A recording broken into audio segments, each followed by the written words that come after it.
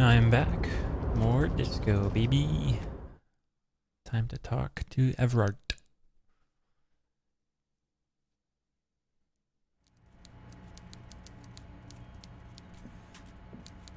The coffee in the giant thermoses is still lukewarm. A stair made of pallets leading up.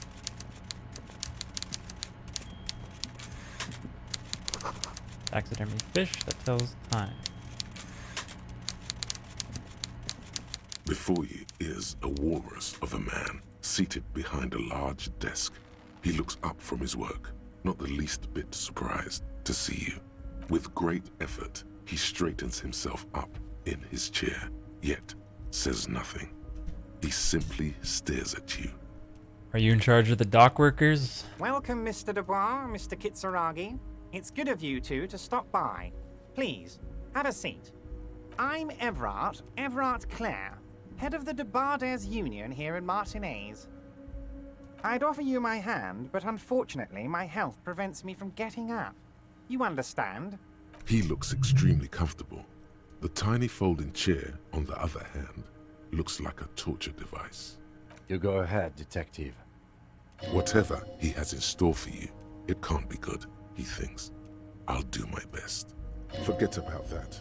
What's with this Dubois stuff? You're getting some seriously bad vibes from that name. Why are you calling me Mr. Dubois? Please, Mr. Dubois, let us converse in a civilized manner, as equals. Take a seat. I insist. It's nothing. Yes, that's probably right. It's nothing. Forget about it. Filter it out. He's trying to throw you off your game with this Dubois nonsense. Don't give him the pleasure. I don't sit. It's kind of my thing. Very well, Mr. Dubois. I respect a man with strong convictions. I, too, have convictions. One of which is that I will not engage with any man who won't face me at eye level. Should you find yourself more amenable in the future, I'd gladly resume our conversation. But until then, I'm afraid I must ask you to leave. You're no Titan affiliation, buddy. He's got you in a fork. Sit down or leave. Alright. Excellent, Mr. Dubois. I can see that you're a reasonable man, and reasonable men can be of great use to one another. Ooh, do I wink back or do I remain serious? Oh, I got a wink. So tell me, how can the head of the Debarders Union help a representative of the Revachol Citizens Militia today? The chair you're sitting on has got to be the most uncomfortable chair in the world. It's violating your backside. Oh, by the way, I heard you got a rather rude reception from a certain Lawrence Gart. Some people have no manners, it pains me to say. This should take care of that nonsense. It should be sufficient to cover your expenses for a few days and patch over your differences with a cafeteria manager. Go ahead, take it. Hey, that's 25 real. That's good money. Think of all the stuff you could. Keep it. I'm good. Okay. I respect a man with principles. No handouts, then. Now, I'd like to set your mind at ease about one other matter. Your lost gun. Let me assure you, Union people are on it as we speak. I've got my best hounds looking for that lost gun. His slug-like lips move, but all you hear is an echo. Lost gun, lost gun. The world is swallowed by a black hole of fear. Only two words escape its gravitational pull. Lost and gun. How do you know about my lost gun? I know everything, Harry. Right now, I know that you're worried. Don't be worried. Everything's going to be all right. It's not like you left it loaded. You didn't lose a loaded gun. Local children aren't out there playing with it right now, pointing it into their own mouths. It's in a safe place. I just know it. I have a feeling everything's going to be all right. Kim? Officer, we will deal with this later. We don't need Mr. Clare's help with this. I wouldn't be so sure about that. Oh, 8%.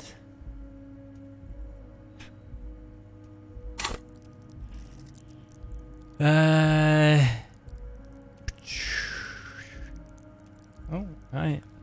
Get a cat meowing at me. Yeah. Alright, let's just lose. God, you're sweating. Your knee is jerking. You're about to cry, aren't you? You're about to cry because you lost your gun and those children are gonna shoot themselves with it. Men cry too. You want to cry? God, you're weak. Whatever you do, don't cry. He'll think you're disgusting. Mr. Dubois, you don't look so good. What is this, Mr. Dubois? Damn it, bro. Keeps repeating. What is he trying to pull here? You need to cool the fuck down. Chill. Mr. Dubois! Mr. Dubois! Harry! There are no Harrys. While Everard is distracted by your odd behavior, the lieutenant's eyes are mapping everything around you. The folder, desk, papers on the wall. Mr. Dubois, are you okay? Can I get you a glass of water or something? Are you having some kind of medical emergency? Maybe you could use your hands somehow, in a kind of throw-in motion, like you're throwing that Mr. Dubois act right back at him. He's Mr. Dubois. Nah, I'm as good as it gets, Mr. Dubois. Don't be dramatic. I can see your condition isn't terminal. What an odd demonstration of... you got me, Harry. I don't even know what. As entertaining as it was, I'm afraid we're wasting our time. And I'm an extremely busy man, as I'm sure you are too. Okay, enough. We are here to ask you some questions pertaining to a murder investigation. Quick, here's your window. Get yourself together and ask him questions. It is about time to stop embarrassing yourself. Questions will help you regain some of your lost dignity. Aren't you gonna ask me how I got in? Am I going to ask? Hell, Harry. You spin-kicked my strongest man in the face. I saw it from my window. Would you ask a man like that how he got into your container yard? I understand. I'm a terrifying death machine. Don't worry, Harry. Between you and me, I'm not a huge fan of his race thing, but the Union did not get where we are today by frowning on eccentricity. Anyway, I assure you, I am a very well-informed man. Information reaches me before I even get the chance to request it. I want to talk about the hanging. Oh, of course. That's your main thing here. That's why you're in Martinez. I know everything that goes on around here, and I would love to discuss it with you. I mean, it's no secret that the lynching is connected to the strike. So much to talk about. Honestly, it's been weighing on me so heavily. I understand you need to interview me. Since there's a but. But there's a thing that's been keeping me up at night. I want to talk about the hanging. I mean, if we could just calmly talk, exchange information, we could blow this thing wide open. Yes, that sounds good. Let's do that. But I can't think straight with this thing weighing on me. You're police officers, aren't you? I have a crazy idea. You guys are basically door-opening machines, incredibly talented at opening doors. I've opened a few doors in my life. And I'm sure you're going to open this one with flying colors, Harry. This really is very simple, and there's nothing shady about it. Does this jiggling ooze think he's going to use you? He's got another thing coming. Play his game, son, with your eyes peeled. He's going to slip up, and when he does, you're going to come out on top. Why don't you just open it yourself? Harry, I'm a very busy man, and more importantly, I don't have that extraordinary physique you do. You look like you could run around all day. You want to send someone a message that the police are working for you. I repeat, I'm a very, very busy man, Mr. Kitsuragi, and therefore I must occasionally enlist outside help. So what will it be, Harry? Whose door is it? Oh, no one's. It's just a weasel. A weasel lives there. Nothing for you to worry about. What do you mean by weasel? A loud blabbering weasel. When weasels feel no one is watching, they start acting foolishly. Just go there, unlock the door, and leave it open. It's been such a burden on me, Harry. I just want this to be over so I can discuss business with you. I bet you don't even know anything about the hanging. Harry, my dear friend, I am what people call a local bigwig. I know everything that goes on in Martinez. Damn it, fine. I'll look into it. We need to talk about that murder. Fantastic, my friend. Just let me know when it's done and we can take our friendship to the next level. You can get the key from Manana. He's down by the gates. Manana's like a free agent in the Union. Special operations. Hardened socialist. A real free thinker too. He'll tell you precisely where the door is. One last thing, Harry. Just open the door. You don't need to go in or anything. I just want that weasel to come home and see the unlocked door. Let's talk about my lost gun. Yes, your lost gun. My best men are on it. They're turning every stone, searching every playground, asking kids, grandmas, everyone. Your gun will be found, Harry. Let me assure you of that. It's just a matter of time and effort. The only way to find it seems to be working with him. He might even be holding your gun hostage. Wait, the gun may have been bought from Roy's pawn shop. Have your men factored that in?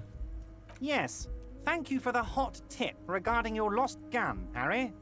My men have indeed factored in that you pawned it. Now please, let the professionals do their job. Kick back, Harry, relax. I have great guys on this. You focus on what's important. Building our relationship for the good of Martinez. It did not come as a surprise to him. He might actually not be bullshitting. Does this mean if I do things for you, I'll get my gun back? Damn it, Harry. That's exactly what it means. I'm only kidding, of course. He is not. Of course. I understand. We help you, you help us. I'm looking into your shady brew. I don't know what that means, Harry. Shady brew? There are so many moving parts in my operation, I can't keep track of them all. You know what? Don't even tell me. Whatever it is, do it. Surprise me. Just one thing. If you can, make it even shadier. Everett, I'm gonna leave now. But we might talk again later. Wait. You need this to get in and out through the gate. Thanks. Here, you're one of us now. A real red and white Union man. Take care, Harry. Don't even know what he gave me.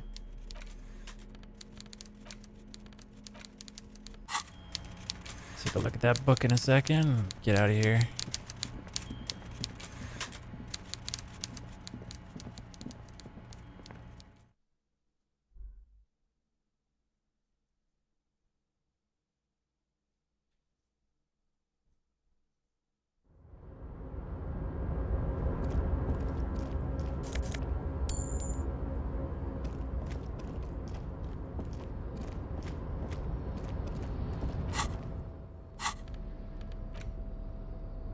The front of this quarterly journal features a large satirical portrait of the late King Friesel. From the sides of his head, a pair of white antlers spread to the corners of the cover. Why antlers? Because white antlers are one of the symbols of communism. They represent a society in accord with the natural world and at the same time above it. Why for sale? Because Friesel was incompetent, foolish, and cruel. In short, the embodiment of everything the communards wished to overthrow. It's satire, you see. To your disappointment, there aren't any full-color pictures to direct your attention. Just column after column of closely set text, interrupted occasionally by little doodles in black and white. After rifling the pages with your thumb several times, you return to the table of contents. The magazine is divided into several sections. International developments, Kunst und Kultur, and local concerns. Just inside the cover, there's also an editor's note. Comrade, as you know, This journal takes its name from Mazov's immortal expression, Du cristal à la fumée. This was his way of describing the way the rigid, crystalline structures of capitalist ideology turned to smoke under communism.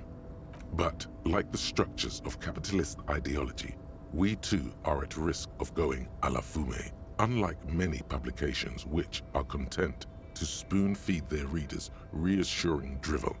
La Fumée is committed to telling the radical truth, even when that truth may drive away potential subscribers. So please, if you value our radical Mazovian perspective on contemporary politics, culture, and international affairs, please consider subscribing today. Yours in struggle, the editors. Kim, I think this is a communist magazine. What do you expect? It was laying around the office of the Debarders Union. They're probably bankrolling the thing. You flip back to the front of the magazine. The table of contents unfolds before you. This section includes a long, tedious critique of the latest round of free trade negotiations between the EPIS nations and the Free State of Semenine. You also skip over an article about heavy fuel oil smuggling along the Messina border, something about bear wrestling in Samara, book riots in Yugograd. Face it, you really aren't interested in foreign affairs. You flip back to the front of the magazine. It takes a moment, but gradually it dawns on you that Kunst und Kultur must mean arts and culture. As you leaf through this section, you come across several reviews of recent radio plays, as well as a brief artist spotlight featuring a local artist identified only as CS. The main feature, though, is a long essay titled Tip Top Tournée, a critical Mazovian perspective. This so-called artist spotlight is really just a brief Q&A, made all the briefer by the subject's evident hostility to her interviewer. The actual article is surprisingly light on details, but after skimming a page or two, you gather that it has something to do with motor carriage racing. If you don't follow it, you only ever hear about the ludicrous sponsorships and obscene death toll. You think you're settling in for a relaxing recap of the most recent season, maybe sprinkled with some nice anecdotes about a few of the more colorful drivers. Instead, you find yourself skimming a 10,000-word feature about all the politically problematic aspects of Tip Top Tournée. Where to even start? For one, there's the crass commercialism of its sponsorships, and then there's the practically criminal emphasis on deadly motor crashes. Who wrote this stuff? Oddly enough, this article has two bylines: Nasdeb Encolada Bernal and Exilus Buka. What's so bad about sponsorships? Under capitalism, the article says, every pursuit has its price. Every pleasure, even one as elemental as the joy of racing others around a track, is reduced to an advertising opportunity. Thus, the so-called tournée becomes a competition between increasingly meaningless brand signifiers. Your discount laundry detergent racing against a pack of Astra cigarettes, or even a Fritta. Right, but then you get to see them crash. And that precisely is what's problematic about it. Were it not for the promise of random, spectacular violence, audiences would quickly lose interest. At the end of the day, it's the destruction of these 750,000 real races that you're really watching for. Wow, you're right. I really am just in it for the violence. You see, one cannot avoid the conclusion that Tip Top Tournée is simply the apotheosis of spectacular entertainment under capitalism. Kim, this article says that no one really watches Tip Top Tournée for the races. Oh, come on. Can this article read your mind? Seems to think so. A certain kind of young man reads one or two books and suddenly thinks he understands the secret structures of reality. If I had to wager, I'd say they've never even seen the inside of a motor, much less a motor race. I take whatever they write with a large grain of salt. You flip back to the front of the magazine. Unsurprisingly, much of this section is taken up with articles declaring unqualified support for the dockworkers' strike. You skim the headlines. Paint the harbor red and white. Martinez tames the wild pines. A city in revolt. First, we take Martinez. Then we take La Delta. Finally, there's a brief article by the writer, G. Martin, accusing the owner of the Capeside Apartments of illegally attempting to evict certain communist tenants simply for not having paid their rent. Damn communists. Should have killed a lot of them when we had the chance. One of the editorials proclaims that the more the forces of reaction attempt to crush the body, the more defiant the spirit of communism becomes. You flip back to the front of the magazine. Handwritten note from the The note fridge. is written with a blue pencil on a piece of lined office paper. Does it say anything interesting? This is tangential at best, but the lieutenant's detective instinct is still active. Someone has scribbled, S. I can't believe the off-site copy is still here. The illiterate ginger kid keeps stealing stuff from the studio, so I had to hide it somewhere safe. You'll find the filament memory with the off-site copy in the frozen ice cream maker. Please take it home, ASAP. It's important. I'd do it myself if I lived in a civilized place with a freezer. Take care, Sully Swaff. I wonder who wrote that note. Looks like someone from that radio game company upstairs.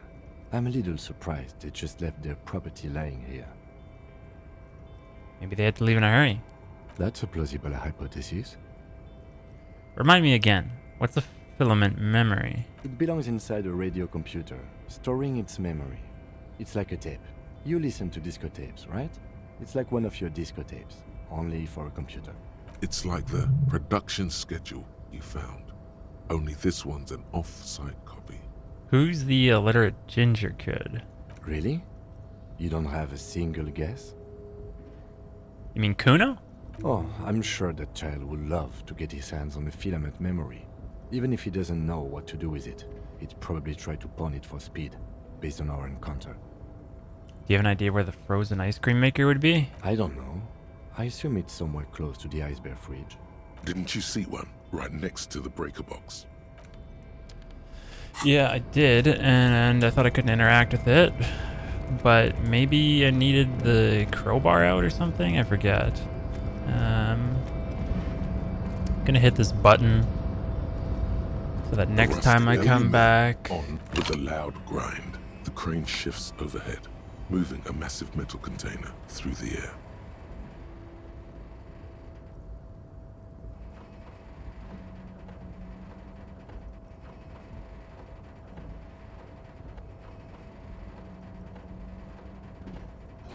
I think they lowered the sound effect on that, which is good. I think it was way loud before.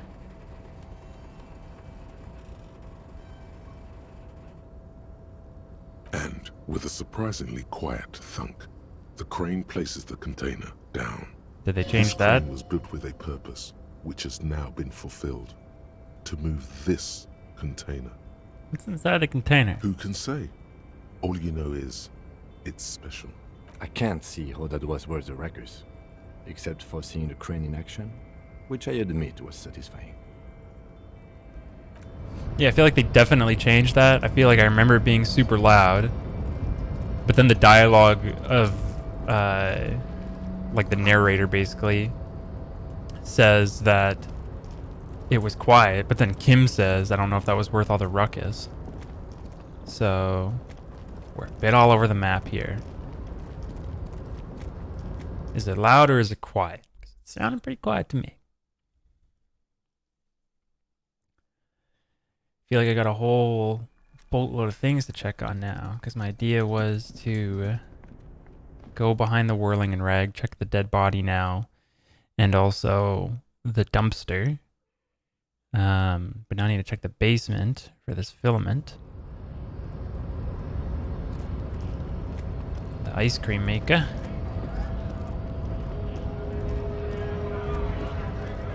This is just, they're gonna say it's the frit. So I need to talk to all these guys here as well. I guess that'll be a tomorrow thing.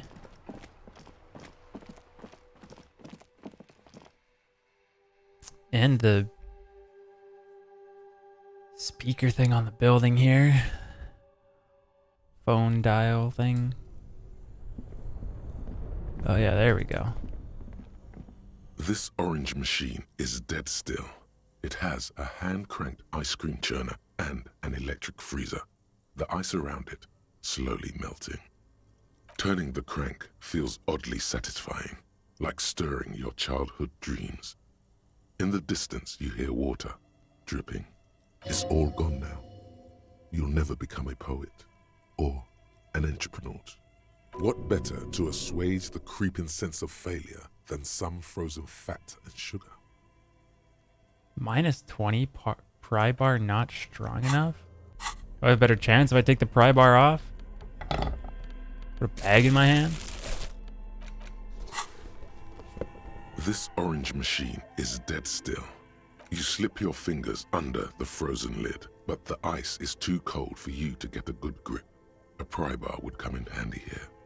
If you want to try again, then you need to have the pry bar in your hand, detective. Really?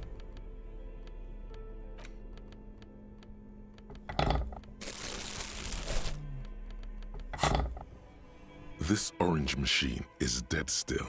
It has a hand-cranked I ice swore I cream opened churner this last and- time, but I don't recall. Pry bar not strong enough.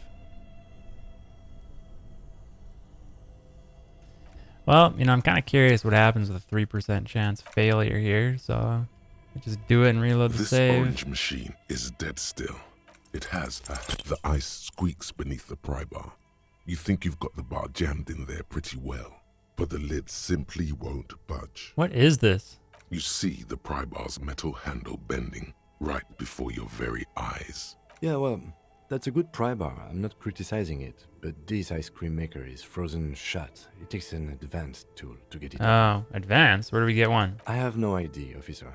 This ice cream maker isn't important enough to requisition a special tool. Sooner or later, you will stumble upon a tool mighty enough. Okay. Alright, well then yeah, that's why I remember, I suppose. Give me those chain cutters back though, and let's chuck on it. Do I want to keep that on actually? Maybe I like this. What am I getting from the shirt? -1 suggestion. Really, yeah. Let's keep the shirt on. Screw it. Wife beater.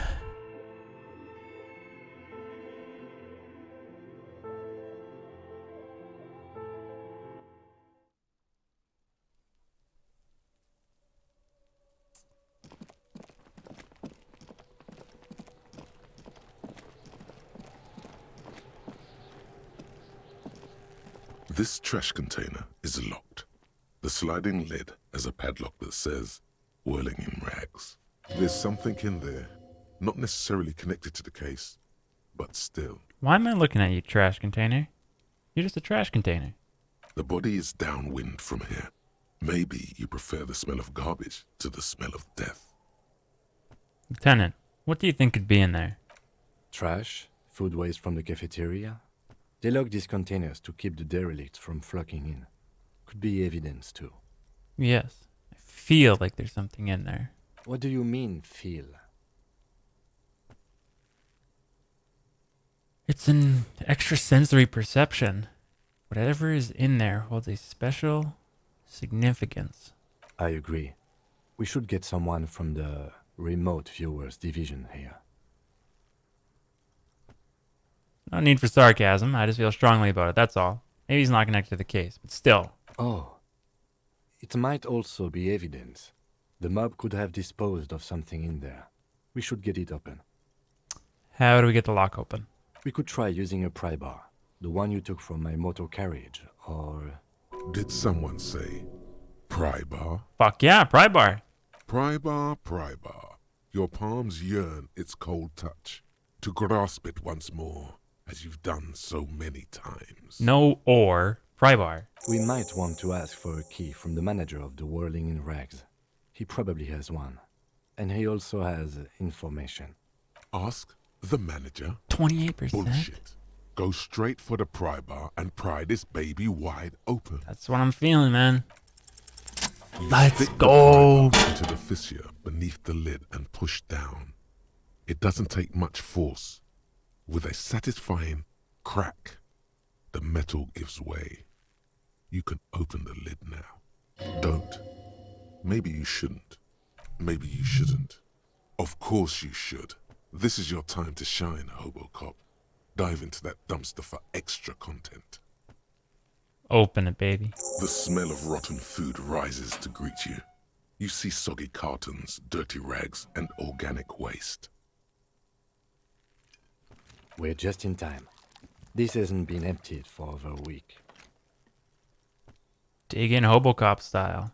Wow, an Armistice caliber 50 knock cannon, half wrapped in paper tissues. What's the knock cannon? Shiny. It's a giant rifle, and it's very expensive. Not as expensive as that fat string of pearls snaking around the rotten banana peels, however. And is that Cordon Electric's preamp with Electra F2 tubes? It is. That catches quite a price. We're talking 12,000, easy. Unless you're into hi-fi yourself. I am into hi-fi. That's too bad, because none of those things are actually in there. There's just food waste and crisp wrappings. A cruel jest. There must be something. All you see is a broken mug with a racist depiction of the Yellow Man frolicking in saffron. Take it. Mm-hmm. Look under the box of cartons. You see milk and egg rest with one broken egg in it. Some pasta wrapper. Picking up the soggy packages somehow feels familiar. A box falls into pieces in your hands. Batiste Soleil cereal. There are plastic pasta packages below. And turbo noodles. Nothing of note, however. Pick at the rag. Among the threadbare kitchen towels, something catches your eye. A pair of denim trousers. Take 'em. As the legs of the slime-covered jeans begin to unspool from the garbage, a rank corpse smell fills the air. The victim's clothes? Cadaverine odor is faint. If these belong to the deceased, they were removed when he was still in the early stages of decay. Drop them in here, officer. Guitar-marked blue jeans. Pockets empty or emptied. He wore them with a belt, too. A white belt. The loops appear stretched, but the belt is missing. That's it. Do you see anything else in there? I have another bag here. Something slimy catches your eye. Reach for it. A drab, long-sleeved shirt, olive-colored, appears from the food waste, dripping with pus. Bag it. This is a military-type overgarment. No label or serial number. This is the kind of rib-knit shirt that's worn over light armor to conceal it in an urban scenario. And if The rest of the rags are just kitchen variety waste. Just garbage. That's all I think. all right, we should go to Gart again and ask if he knows who put the clothes in the trash. It could be as simple as someone from the hostel cleaning the yard. Or that one. I'd advise against confronting that force. Think someone from the whirling might have been involved, maybe? Not really. All we know is the victim's clothes are in the trash. The lid was locked, and his establishment had the key.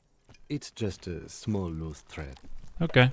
The lieutenant nods, then looks back into the trash container. It's just organic waste, cold and slimy on your hands. Apple and potato peels, mostly. Unidentified sludge, and the occasional chicken bone thrown in for good measure. But hey, nothing. It's nothing. Nothing more to see here. What's this? What? A blue piece of plastic sticks out from the apple peels. It's shiny. Looks like the corner of something. They look badly damaged, but you can still make out forms and notes, written in a man's handwriting. Officer, is that your paperwork? I don't know what this is. It is. Look, the plastic has the RCM street grid on it. You've even got an autopsy form in there. If you don't mind my asking, how could you have let your paperwork end up in the trash?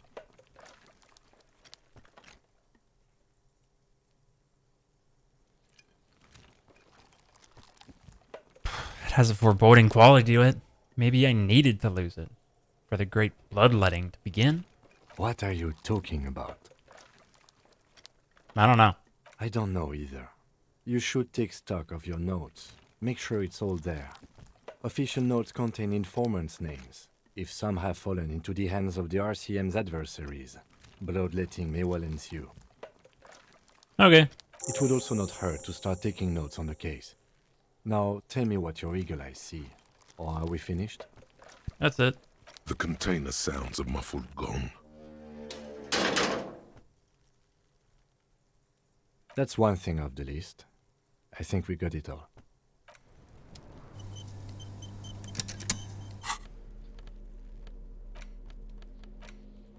It's just a racist mug.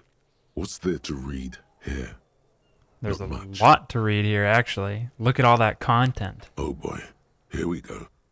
What are you going to say about a broken, tossed away mug that you dug out of the garbage?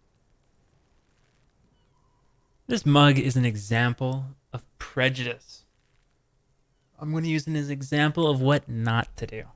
But it was in the trash. Why not just call it out when you see it? Or do some volunteering work.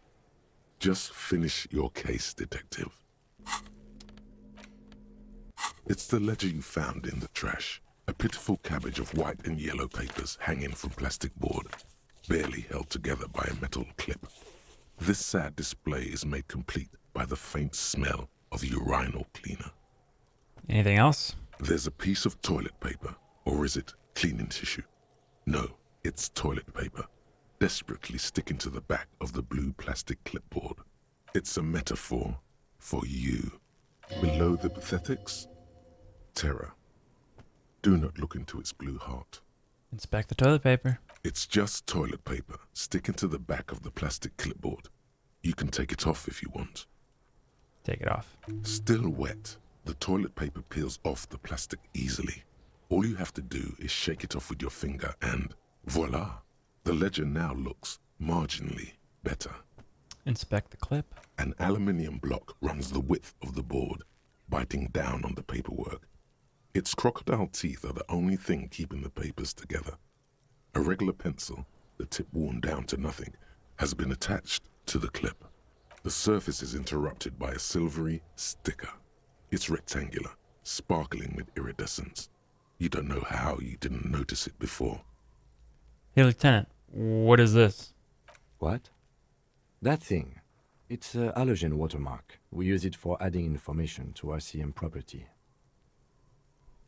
Interesting. What kind of information? It depends. Aside from an anti-counterfeiting stamp, mine has my station number and address. The information varies by date of issue. How many years you've been on the force, he's thinking. It'll have that. How can I read it? Any capable light with the right wavelength will do. Like, for example... All RCM vehicles have headlights designed to reveal halogen watermarks. Mine too. This means you can read the watermarks if you just turn the lights on. That's all. Thanks. Okay. While a bunch of sodden papers sag from the clipboard in your hand, Smell it. the acidic stench of rotting food is rubbed off on the cellulose. It now forms the base of the experience. This base surrounded by a faint air of spoiled meat, the stuff of death itself, and then sprinkled liberally with the citrus zest of toilet cleaner. Look at it. It's made of dark blue plastic, hard enough to beat someone to submission with. The edges are rounded, however. The U4 size board feels thick and heavy in your hand. Light shimmers on its wet surface. On the back, you see the embossed letters, RCM. Shake it. Something rattles inside, ever so lightly. Is there a hidden compartment? The plastic shimmers like lapis lazuli, but it is not see-through. You cannot see to its center. How would I open it? With your hands, U4-sized pages hang from the clip screwed to the top of the board. Oh, 58%. Let's try to open it. Yes.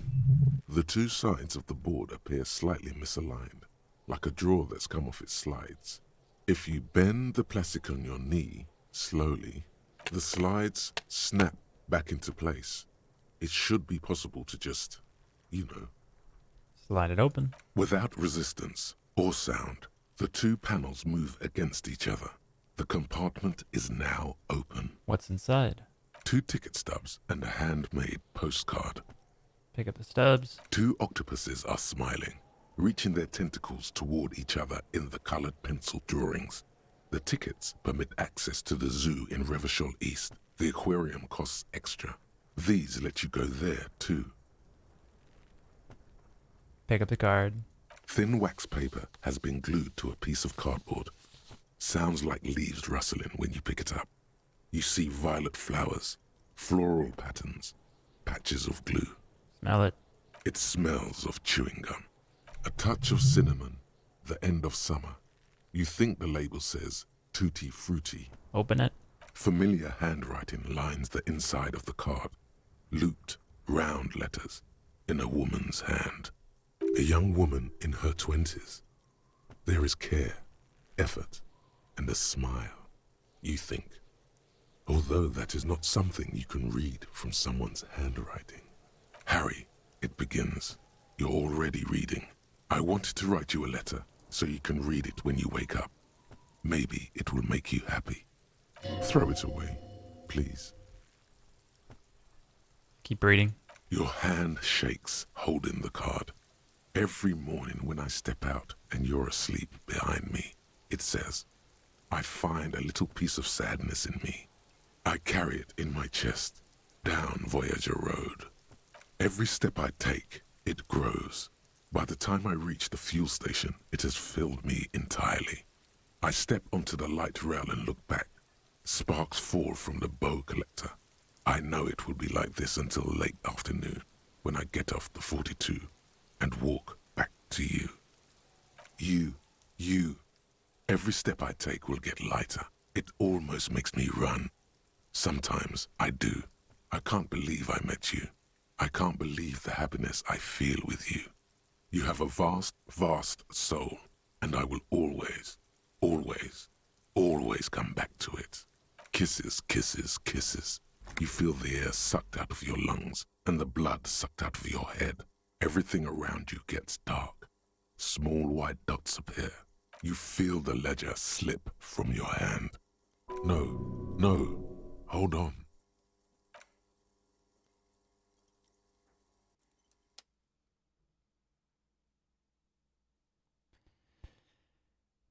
I don't know how much time is going to pass with this. That was like the one thing I was worried about with choosing this.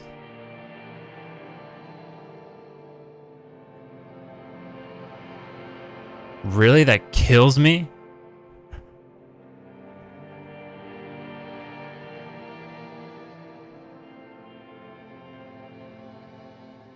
I don't remember. There is nothing. Again. Nothing? Nothing sad, brother. No treachery. Just blackout. Okay, I don't remember this very well, I guess. Almost nothing. There is the ground below you. That's still there. And the small light that's on, fluttering, somewhere in the basal ganglia. Who's that? That's me. Blue eyes, that's me. And who was that? Who was what? He speaks of the sickening longing, the unwell emotion. Even in the darkness, he's grasping for it. Still trying to hold on to the great sorrows slipping in the water. Slimy. No, I was cool. I'm cool. The cool when you're dead, brother. Here in the paleo-mammalian cortex, we call it the shadow. Because it's always there. Enough. You think they would let you? Until you disintegrate into biomolecules? No. Someone is breathing on your face now, inspecting your pupils, stupid idiot. What is that? It's cold. Yes, they're pouring something on you. It's in you. And It's delicious. Glowing lights on a dashboard emerge out of nothingness. Okay, cool. It was just like 10 minutes or something. Not even. Where am I? The upholstered cabin of Lieutenant Kitsurugi's motor carriage. Drink. Water. The water is cold, silvery, the stuff of life itself, as it pours down your parched throat. The pounding in your head recedes. The darkness parts. Drink. With greedy gulps, you down half a liter of cold water. Some of it spills on the driver's seat. The lieutenant pays no heed to it. What happened?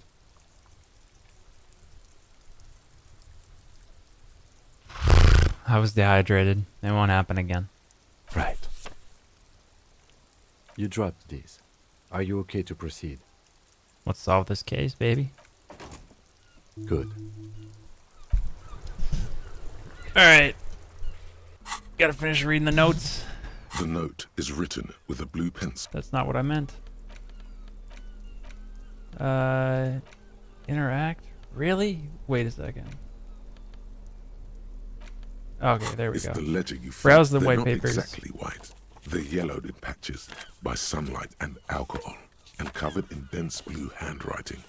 Ink escapes into watercolor patterns, reaching its tendrils across entire pages. The paper itself is checkered, with faint red lines, forming short paragraphs. Once in a while, there's a red stamp that exclaims, "Case files commit to paper." The case files themselves are plenty. You count more than 100 sodden, crumpled up, earmarked pages falling apart in your hands. They appear to be sufficiently organized and extremely dense, if mostly illegible. What's in there? What are they about? Work, strife, poverty, the Jamrock Quarter. These are handwritten logs of investigations dating back to January 51, this year.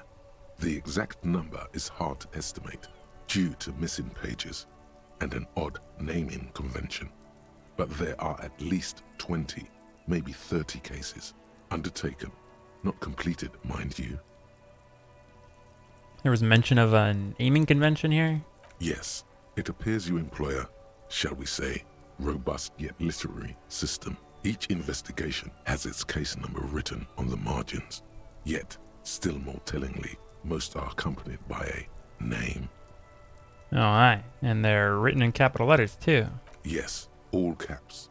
One is called The Next World Mural. Another, The Square Bullet Hole Murders. Another yet, The Unsolvable Case. More? Others appear more light-hearted. The guys on a couch in an unexpected location, and the murder at the hookah parlor. Even the rare article-free collapsing tenement. Murder features prominently throughout. You like this grimy murdering, don't you? It's going to take an effort to piece these case files together, but it can be done. Once you're done inspecting them up close. Kim, my cases appear to employ some kind of naming convention. You mean the alphanumeric? Officer, precinct, time of arrival at the scene? No, I mean a non-numeric one, with titles. Oh, you mean the titular? Yes, well, so do I. In our defense, almost everyone in the RCM does. Why's that? It's a holdover from the early days of the RCM, right after the revolution, when the organization had little idea how to do things. It persists in an unofficial capacity. Officers use these titles to refer to their work among themselves. I seem to have named a case The Square Bullet Hole Murders. Again, in your defense, I seem to have named one The Man with the Hole in His Head. That was a real person. His death was real. Still, I named it that, to amuse myself. I pray his loved ones never find out. What happened to him? Rail spiked through the head. He died. It was a workplace accident. I have to open an official case. Is there room? There is, for precisely one more. 15 pages near the end remain untouched by the damage. The checkered grid forms a structure of passages, breaking the case into subtasks to accomplish. The tasks you've completed flow out of the pen in a brash freehand similar to the rest of the letters. The wording comes easily. It's almost robotically simple, a language developed for mental rigor and simplicity. Inspect the victim's body. Interview the cafeteria manager. A satisfying slash sounds across the paper. You're done, it seems to say. And you, and you. Things to be done and things already done. The composition of reality. This is an extremely useful tool for a detective of the Citizens Militia. Now all that remains is to name the case. Lieutenant, have you by any chance named our case? No, actually. Any ideas?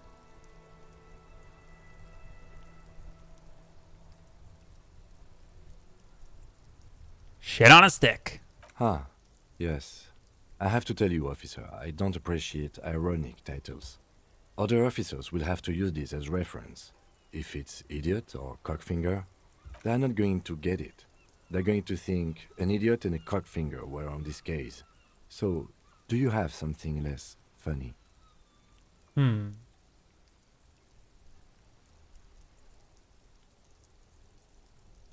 Hangman. Great. That's great. That's actually what I was thinking too. The Hanged Man. Good, strong name. We have a very good name for the case now. I'm going to start calling it the Hanged Man. It's good we sorted this out. You don't exactly close them, so much as distance yourself from the smelly papers. They're a little further from your nose. Browse the yellow ones. In the back, you see thin, translucent copy of paper. Some neon yellow, some bright red, all covered in boxes, like marching armies. These look like official forms, waiting to be filled out. What types of forms? 3. The topmost are misconduct fines. The middle ones are station calls. And the bottommost are field autopsy forms. Each is easy enough to make sense of. Misconduct fine. A monetary penalization ranging from 20 to 250 real. Severe cases allow for 1,000 real, but that requires special paperwork. The details of issuing these fines are spread out over the rest of the fields. Station call. These are quite sinister in turn. They give a date and time for the person to appear at the specified precinct police station. Below the call are the criminal charges you risk by not appearing. Field autopsy. A dozen pages of thin copy paper, bright red in color. You see the parameters of a deceased human form waiting to be filled in. Age, sex, condition of internal organs, color of the irises, predation marks, condition of sexual organs. Enough of these. Yes, all that remains now is to fill those forms and hand them to people. Fines for wrongdoers, interview requests for bad guys, and field autopsies to dead guys. What delicious power hid within this pathetic mess. You feel better. The rest of the stinking cellulose is much worse for wear. Being sandwiched between the board and the rest of the paperwork must have spared the fragile copy of paper. Alright, slide the hidden drawer Without open. resistance or sound, the two panel Close it. bits Don't need to slip look at your that again. hand Shakes. Can flushed I with adrenaline. read the case files?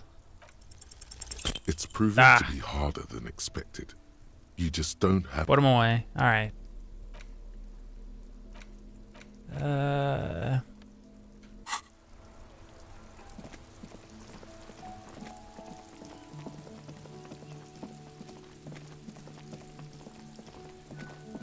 Let's go ahead and save. Boom. Drop a save.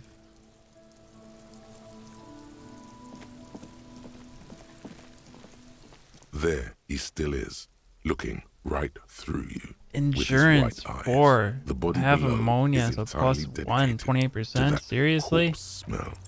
And the ammonia God. only makes it the second time, not so much.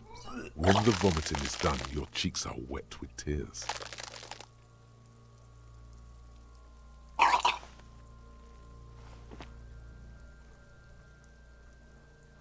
Spit and say nothing. Are you okay, officer? The weight is reassuring, like a crenel on solid fortification. Pat, pat, pat. You're facing tough odds here. It's aggravated further by alcohol withdrawal. What is happening to you? Are you going to cry now, son? You heard the coach.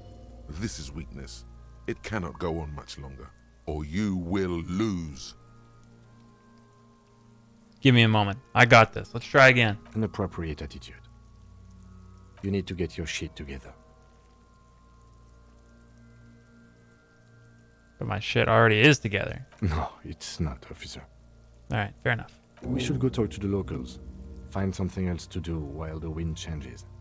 It's pretty bad right now. Give it half an hour. Get yourself together. Then come back and have another go.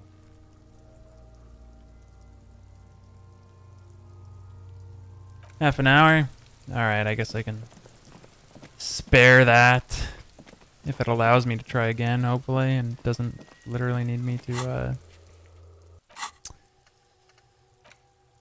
see, white warning, volumetric shit compressor. It sounds interesting. Got 3 skill points now. This sounds cool. Hobocop sounds cool. Physical instrument sounds cool. Don't know what I'll go with yet. Okay, what else did I need to do? I was gonna do the body, trash. I guess I could do this thing on the wall here. Let me check this, see if there's some bottles in here. This Post Lavantelier mail collection box has been heavily vandalized with graffito. A closer inspection reveals 2 bullet holes in the front. Fuck you, mail delivery box. Is that gonna hurt me? Okay, cool. There is a hollow, saddened ring as you kick the Lavantelier mail collection box. It sounds betrayed, in disbelief even. Your toe has suffered damage. It hurts. Cool. You really showed that mail collection box. Think so? I think it was cool. I don't. Let's go. He must see the box as the weaker of the two, and you as a bully. Something he doesn't stand for. That's a good mail delivery box. The mail collection box has no faith in your psychopathic manipulations. Fair enough, bro. Let's go smash the ledger in the hand here.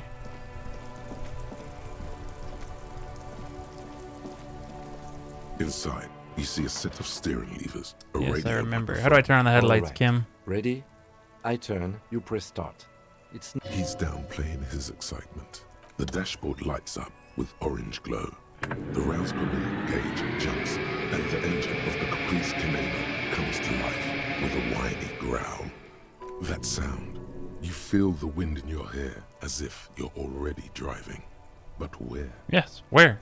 Down a narrow street lined with shabby wooden houses, the 881 motor tract coiling like a serpent high above. Children play under the viaduct, eyes turn to watch you as you pass. What's ahead?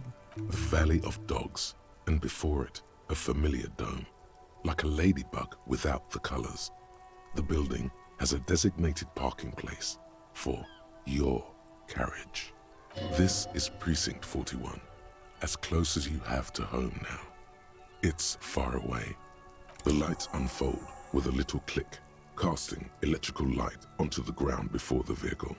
There you go. I'll turn them off from the remote once you're done. We just need to stand in front of the machine now.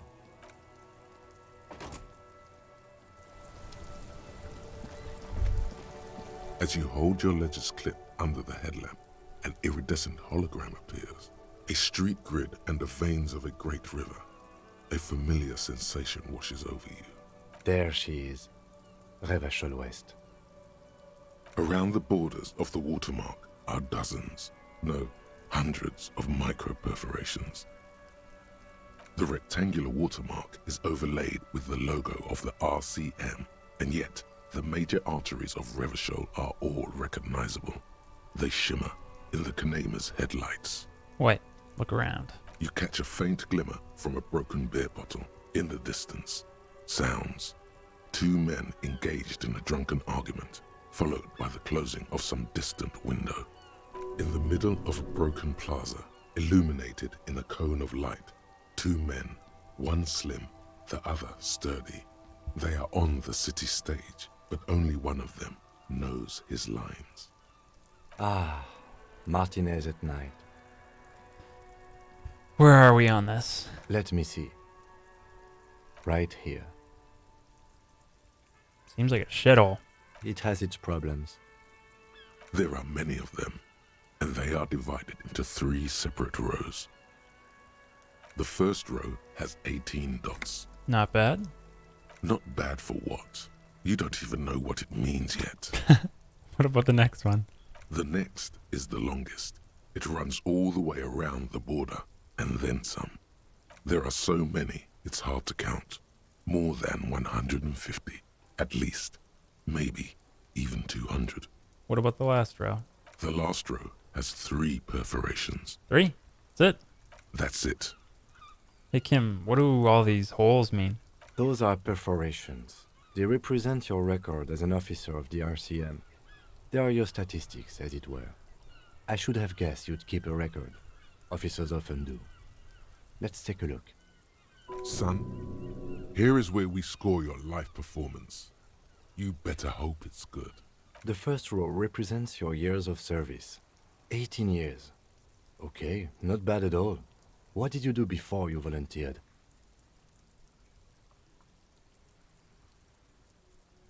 I was a hobo, and I lived under a boat. You know, the RCM is a volunteers organization. We would have no qualms with vagrants joining our ranks were they qualified. But let's move on, shall we? This next row, the one that wraps all the way around, is your number of closed cases. Closed is good. It means finished. You've got, let's see, wow, more than 200. Is that a lot? It's quite a lot, even for someone who's been on the force for nearly 2 decades. Usually, clearing more than 10 cases a year puts you in the 90th percentile of all RCM officers. So you're saying I used to be a super cop? Call it what you want. You were a valuable member of your precinct. Now, let's look at the last row. Right. Those are your confirmed kills. You've got precisely 3 perforations there. Confirmed kills. That sounds pretty evil. A drink would soften that feeling. That's not too many. For an RCM officer, especially Precinct 41, which is in the Jamrock quarter, it's rather tame. I mean that in a good way. What's it feel like to kill a man, Mr. McCoy? A young woman asked the man across the desk from her. Honestly, babe, says John McCoy, crossing his ankles over said desk. I don't feel anything anymore. It's just like brushing my teeth. I do it once or twice a week and don't really think about it. There's no trace of guilt in his voice. There are certain officers who treat their kills like some kind of ghoulish game. If they do happen to solve a case, it's usually by accident. But it seems as though you are, or at least were, one of the good ones. So we have that to be thankful for. He's sincerely glad you're not a scary predator. Not to say relieved you're competent. You ever killed anyone, Kim? Yes. It's not a problem for him to state it, however. How do you handle the strain? Everyone has their own method of coping. Some more effective or self-destructive than others. Personally, I find it helps to keep up a few hobbies. Maybe I should find a hobby. Why not gardening? You've already got the gloves. It's meant in earnest. Please don't mistake it for a jab. Thanks for this. The lieutenant nods. Okay, let's go. Right. I'll go turn off the lights.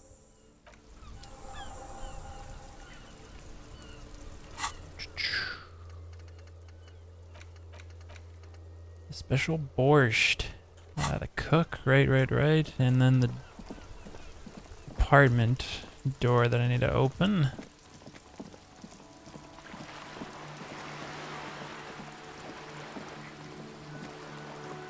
Come on, run. What do we got here? A lonely cormorant surveys the sea, indifferent to your approach.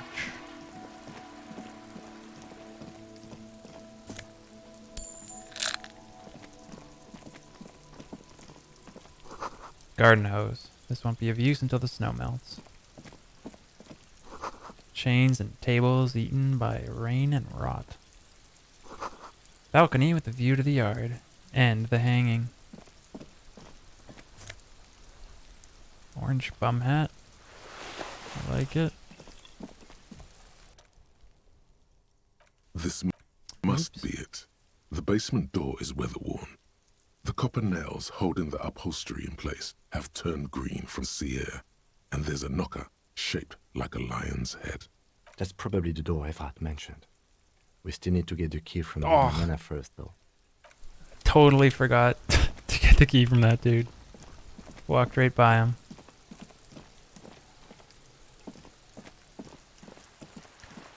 What do we got to say about the boat? Belly, this boat shines like it was recently painted.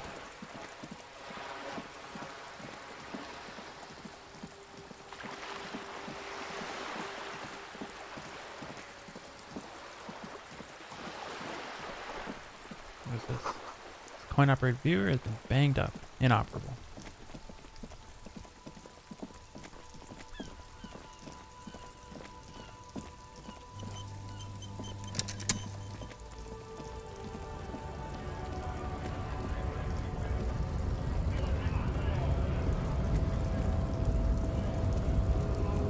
So, how'd you like our harbor?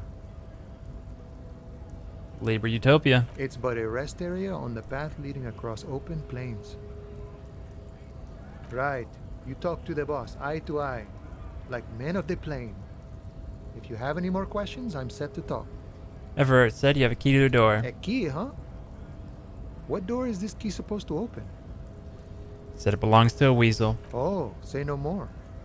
I got you. I got that key right here. And let me tell you, it's mighty good of you to help us out during the strike. Working class solidarity, as they say. Not really doing this for political reasons. Oh, so the none of the above type, are you? I get it. I like to keep my distance too. But it doesn't matter. It's a good thing you're doing. Thanks. What you're looking for is a basement door behind the greenhouse. Yep, I know. Okay, but where did you get the key from? The janitor gave it to me. Nice fella. We talked about life and things that really, truly matter. None of this mess we're in. This jiving and juggling. What's it for? To feed our children, I guess. Anything else I should know about this task? This weasel person, when he'll be home? I'm more of a philosophical dock worker. I like to talk about the big picture stuff. Who I am, who you are, what we are fighting for. Who he is and what they're fighting for? This is interesting. Any idea who killed the hangman? The mercenary, eh? Who could have killed him? That's indeed the question. Why even do such a thing? Let's change the topic. The man whispers a jaunty tune. A coastal breeze ruffles his hair. What are you striking? We're negotiating our share. Your share? Aye. So, not wages or pensions or... This stuff. They already covered. At least you got benefits. That's something. It's not enough. Not enough to get ahead. More about keeping us in our place. A larger share would you like? All of it.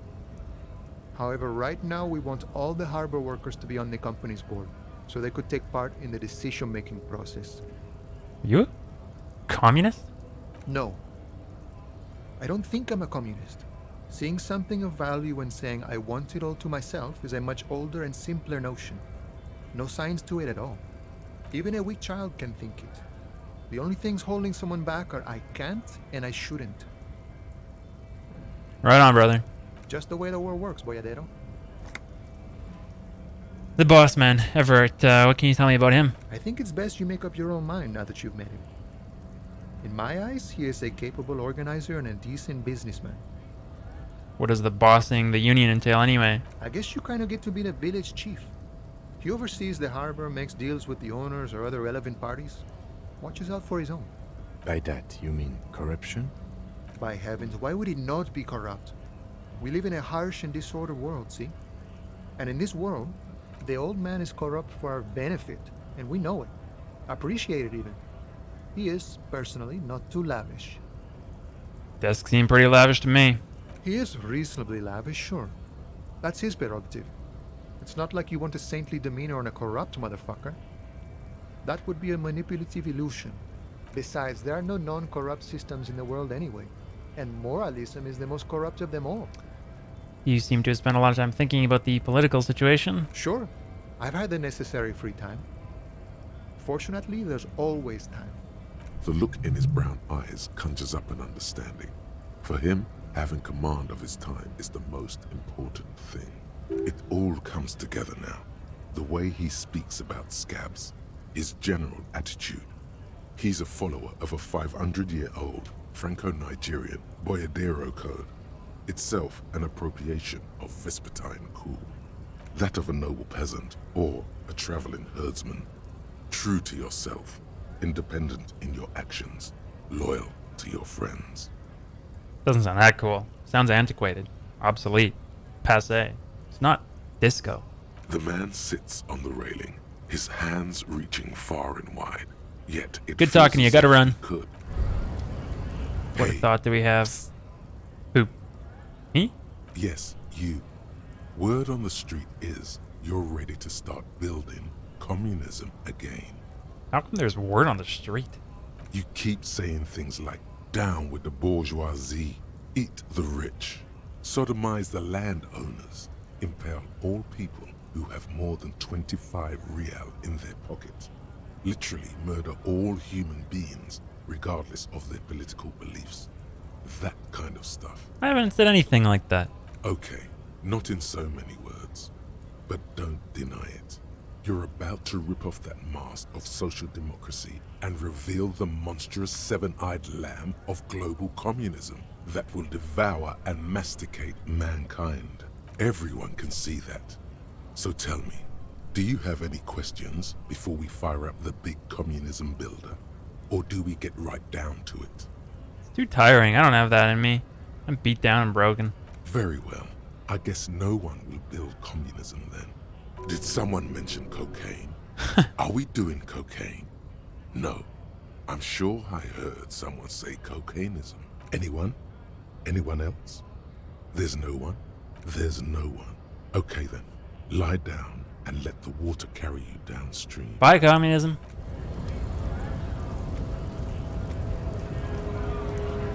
Alright, plenty of time has passed to go take a look at the body in the tree again.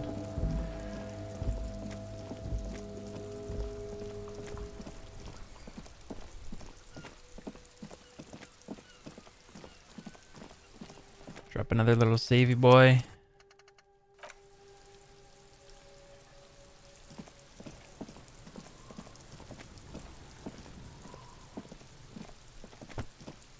There he still is, looking right Really? through you with his white eyes. The body below is entirely dedicated.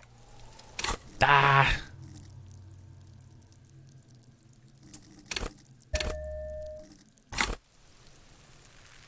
There he still is, looking right 17%? through you Seriously? with his white. As you breathe Let's in, go. the odor comes over you. It's a smell of the mind telling you to run, and your stomach to wring itself empty. With your hands at your sides and your eyes squinting, you stand in it. Step closer. The man before you is naked, but for a pair of underpants and enameled boots.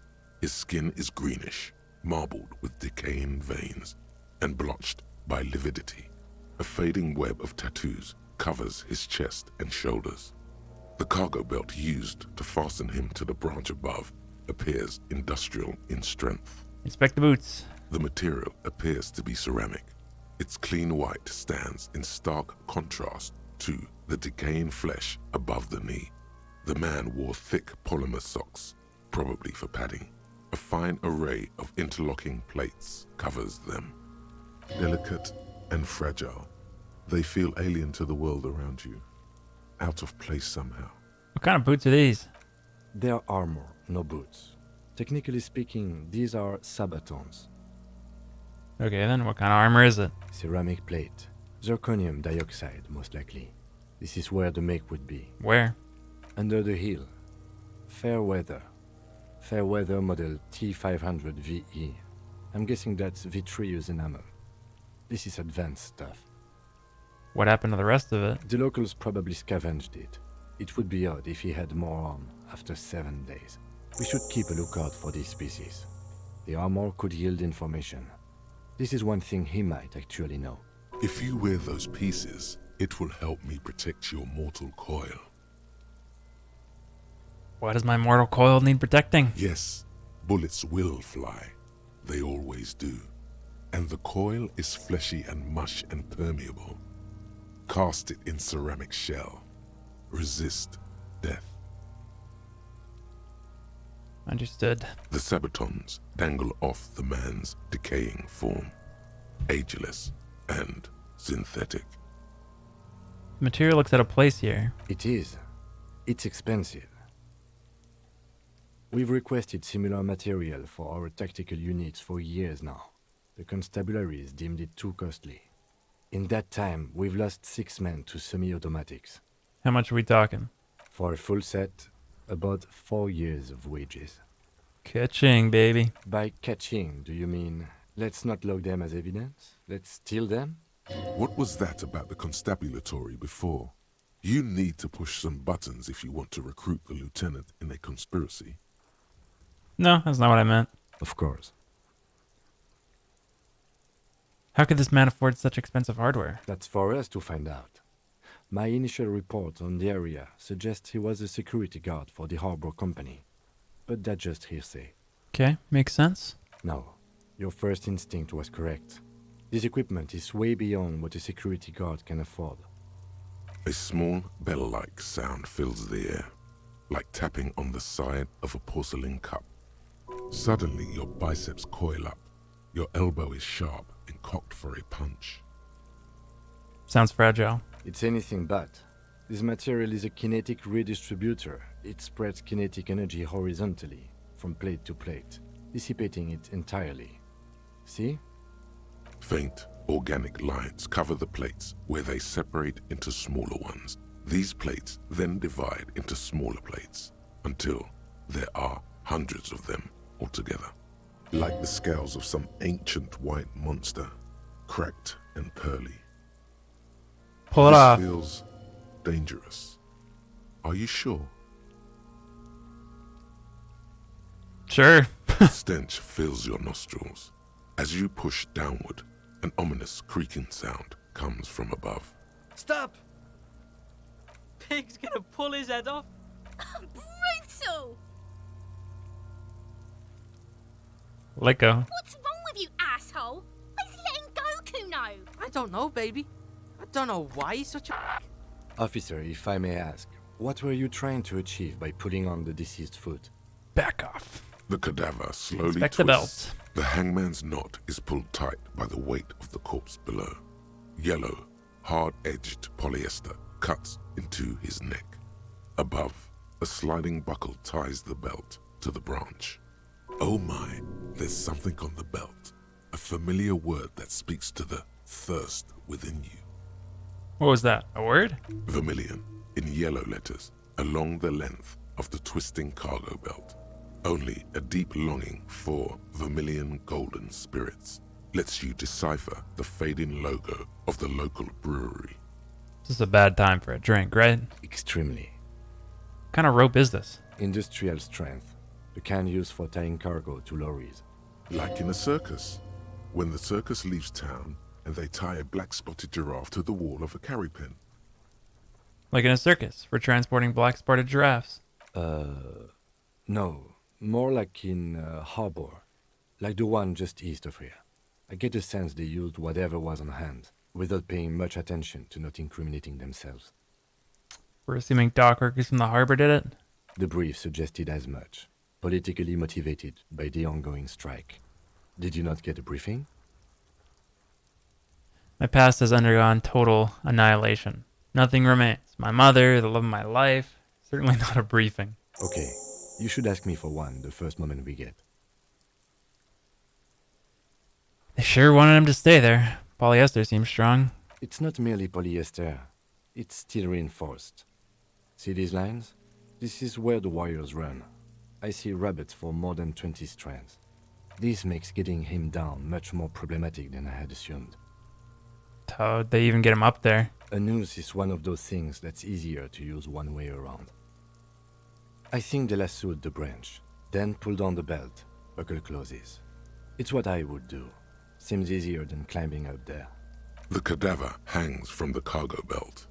An intricate web of blue lines stretches across the torso, from the right shoulder to the solar plexus. Each time they intersect, a small white star is formed in their crossing. Hundreds of fading asterisks riddle his skin. Their concentration is highest around his heart. His corpse is marked by stars. What will mine be marked by? Alcohol and heartbreak. Your fist clenches suddenly.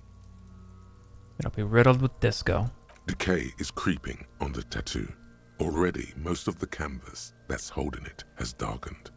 Now, it disintegrates slowly, letting out a stink.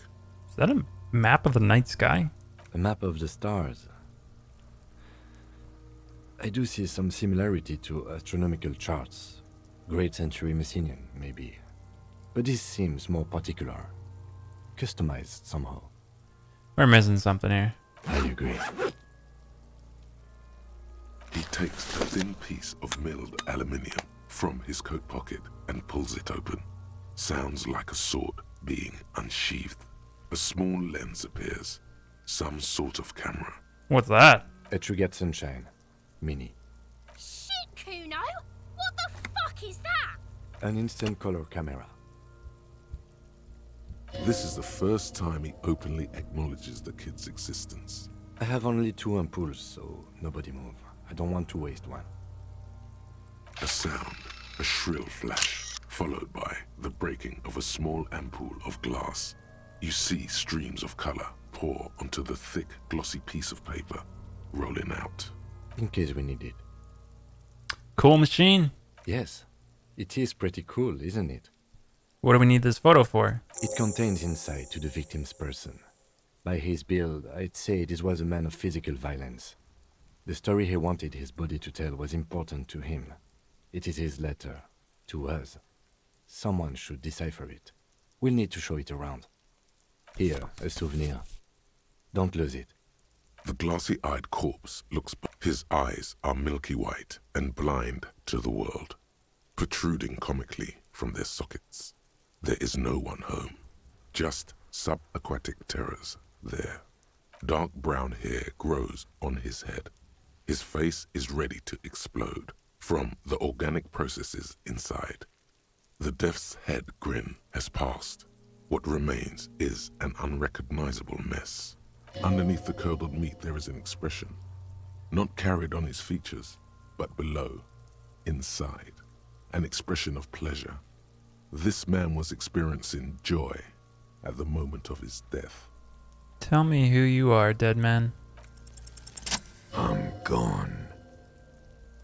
Where have you gone? Into the wild pale yonder. Where's that? In the past. Way out west. I can see you're gone, but who are you? I'm a joke. Look at me. You are now, but who were you when you were alive? A killer. A motherfucker. And a killer. Takes one to know one. I have another question for you. Go ahead, Kobo. What is happening? What do you mean? I'm talking to you. It's the power of your imagination.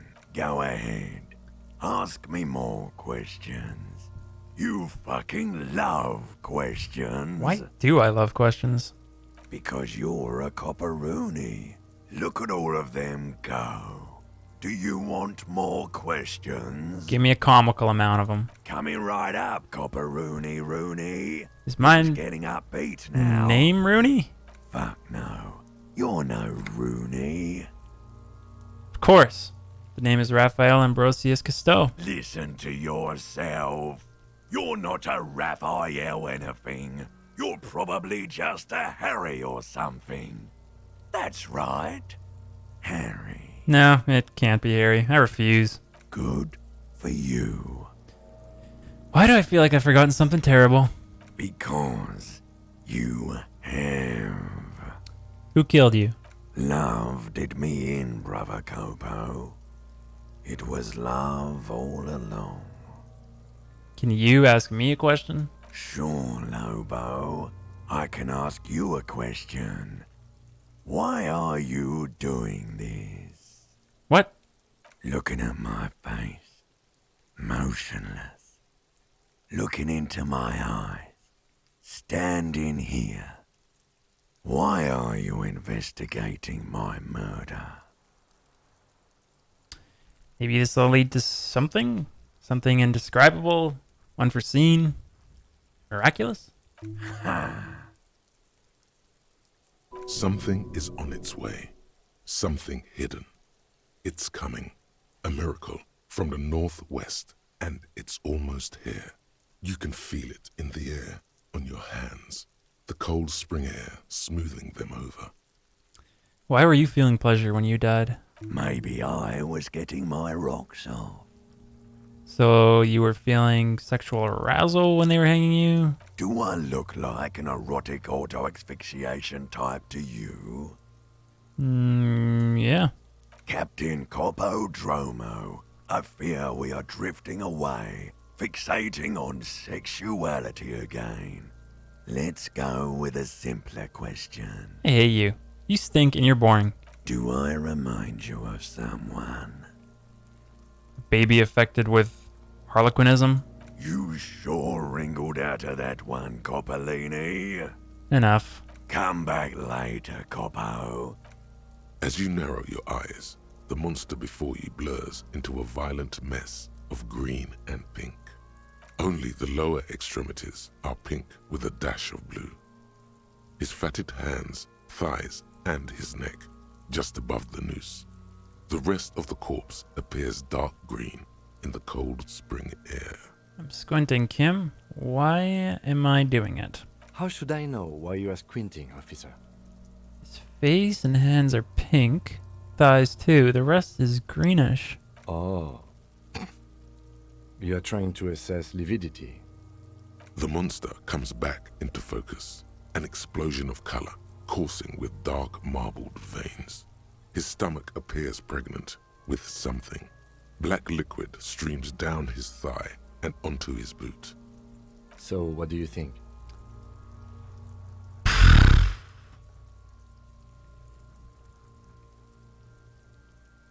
Something's coming out of him. A pool of blood and feces has eaten into the frozen mud below the man's feet. Purge liquid is dripping into it, drop by drop. The victim appears to have contained no more than half a kilogram of digestion at the time of death.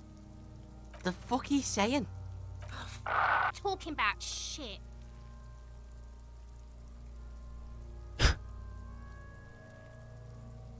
Goddamn right, I'm a faggot. Malicious laughter erupts in the yard. Sounds like seagulls. Big said he's a... The lieutenant's face is made of stone. He's beaten up. See the bruises? I do. Most of them are post-mortem. Maybe even all of them. The delinquents have made our jobs harder with their little sport. Stop talking in riddles, coin slot. It means you fucked him up good, Kuno. Fucked him up brutal like. I think he's dead. I agree. There are crow's feet in his eyes. He's laughing silently. Totally dead. This Buster's not coming back. No siree. What do you think? I think he was upright immediately after death. Blood has gathered in his hands and feet, and his neck. The noose acted like a tourniquet, keeping the blood in his head. The hypostasis here is in tune with the hanging. That's what I think. Could it still be he was moved after death? There's always a chance. We should check for ligament marks on his neck to see if they're in tune with the belt. We'll have to get him down first. But there is no breath to catch. Only the cadaver filling the air. So how do we get him down? Are you sure we finished the preliminary examination of the cadaver? We might miss some of these things once he's done. The cadaver slowly twists. I have on something the I need to know, Corpse Man. That's enough for now. Okay, I'm going to drop a save here because I'm just sort of thinking this through in my head of what could happen. And I feel like I would potentially screw myself here. So let's get him down from the tree. The steel-reinforced belt presents a unique challenge. I brought chain cutters, but I don't see a good angle of approach to the belt. The cadaver is a good 1.2 meters up.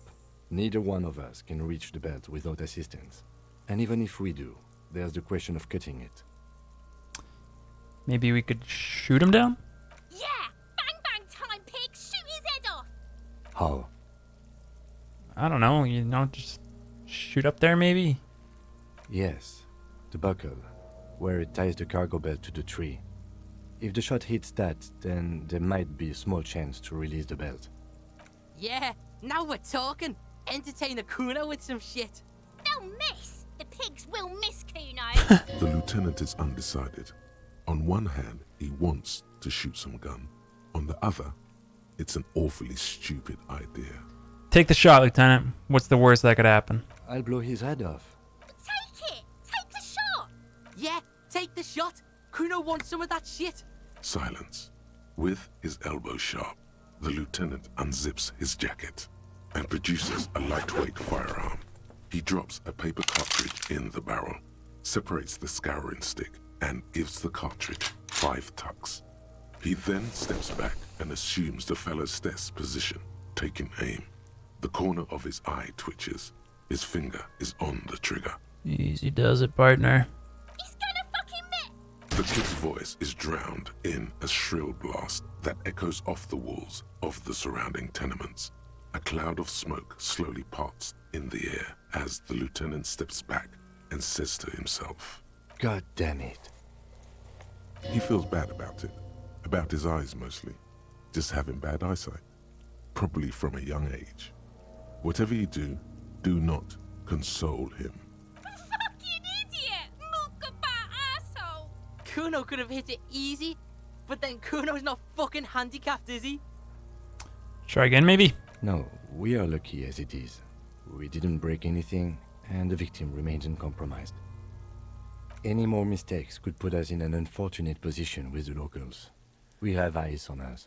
I didn't do us any favors with that. What now? I have to say, it's beginning to look unlikely we can get him down without assistance. Can I have the gun? I should try. It's bad as it is. Us shooting firearms like punks. Go ahead, I'm not stopping you. Just don't lose it.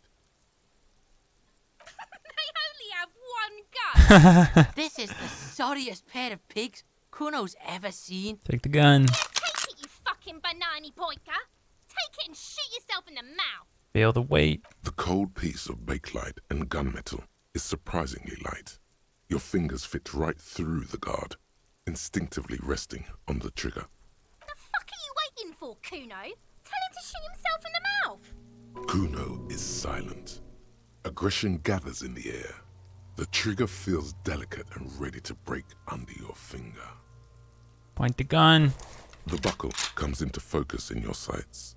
You stand with your feet planted firmly in the ground and your left hand supporting your gun arm. Why don't you just shoot yourself in your mouth? At least you won't miss. This isn't mere boundary pushing. Oh. There is a true suicidal rage in the kid as she's provoking you. Close your left eye. Say, shut up. What? You gonna fuck me? Close You wanna fuck me? my pig? left That's what eye. this is about. Your field of view narrows. The branch slowly moves, becoming entirely two-dimensional.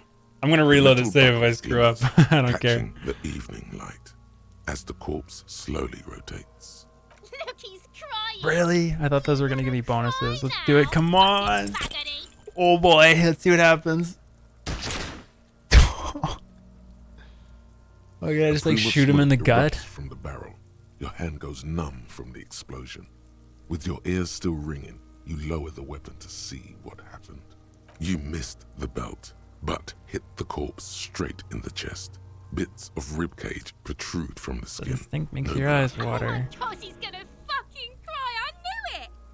Something wrong with the weapon, Lieutenant. It keeps missing. The armistice is sufficiently precise, officer, especially at close range.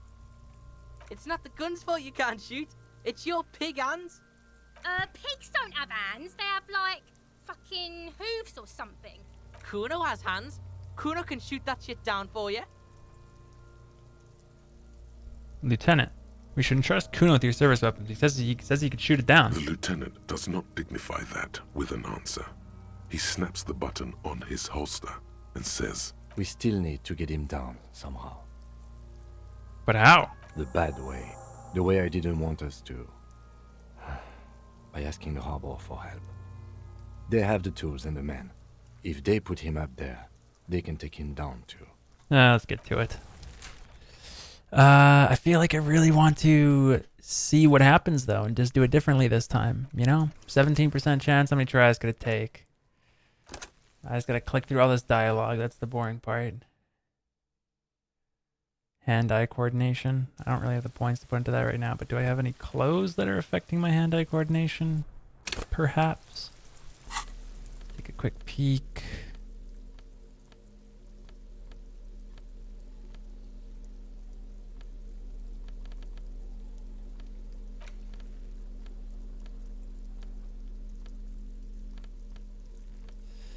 I don't.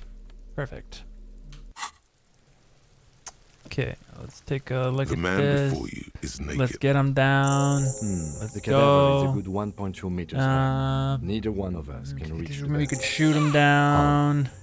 Shoot up Yes. there. Yeah. The lieutenant is undecided. On one Let me hand, try. The lieutenant's brow is furrowed. He Hey, appears too deep in concentration to even notice what you said.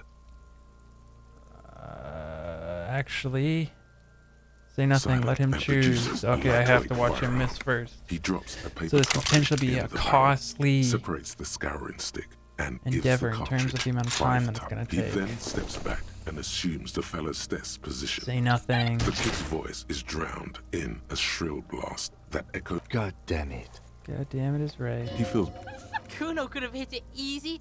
But then Kuno is What not- I have to now? say, it's beginning. Can I have the it's gun? bad I as should go. try. This is Take the gun. Fucking banana. Feel the cold weight. Kuno. Point the gun at the The bow. buckle. Why don't you? This isn't mere Pull the banter. trigger. There's a Yes. true suicidal rage in the kid as she's provoking you. The buckle explodes into tiny pieces, coming loose with a whir. With your hand numb from the recoil, you look at the body slump down. For a moment, the man appears to kneel in front of you, looking straight at you, helpless, trapped within itself. Who killed you? Communism. It takes a millisecond for the association to flash within your cortex. You have no idea where it's coming from, only that it's right. Then the rigor in his muscles gives up, and he smashes sideways into the spring mud, letting out a horrid stench. Who's laughing now, you little shit? Well, fuck you, Corpale. You've been policed. Ace is high. Slap it. Let's go, dude. The lieutenant takes a little hop to perform the customary salutation. Your palm hurts from the slap. It's precise and down to the point. I knew these guys were. Yeah, we're faggots. Got a problem with it? Kuno cracks with laughter. Sounds like someone strangling a seagull. It's clear he enjoys himself. I knew they suck each other off. What now? We will perform a field autopsy and determine the cause of death. But before... Excuse me. It looks like I feel like taking a break from the stench. I'm sorry to interrupt the jubilations here. Just a little breather before we do the autopsy. All right. In the meantime, we should locate the representative of the logistics company. My preliminary information suggests the Wild Pines have sent a strike negotiator to wrangle back control from the Union. I bet she has a fresh perspective to offer us. Since we've already talked to Everhart in the harbor, that interview is done, for better or for worse. Is this the famous list of initial interviews? Yes. And those were the interviewees. Let's go. Really? All right. Well, I will drop a save there because this is getting quite long and there's a lot to do.